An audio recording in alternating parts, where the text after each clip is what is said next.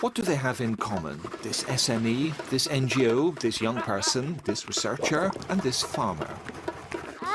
They're all eligible for EU funding, which is available in a number of very different fields.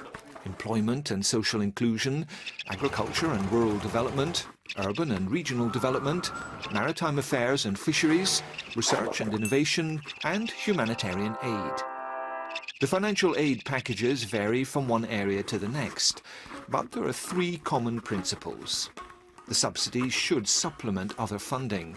The EU will not fund 100% of a project. Their objective should not create profit for the beneficiary, but help them strike a financial balance. And subsidies cannot be granted retroactively for activities that have already been finished.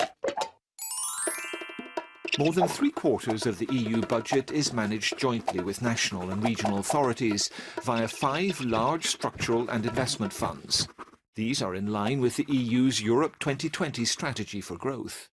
The European Regional Development Fund, the European Social Fund, the European Agricultural Fund for Rural Development, the European Maritime and Fisheries Fund, and the Cohesion Fund, whose aim is the economic convergence of regions within the EU.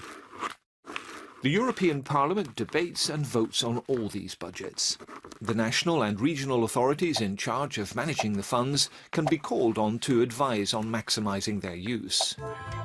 The EU itself manages other funds directly.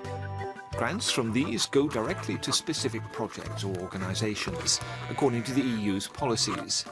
This includes areas such as agriculture, youth or the economy. To benefit from these grants, applicants have to answer calls for proposals. And finally, there's also microfinancing. Self-employed people and businesses with fewer than 10 employees can benefit from microcredit. That is, loans of up to €25,000.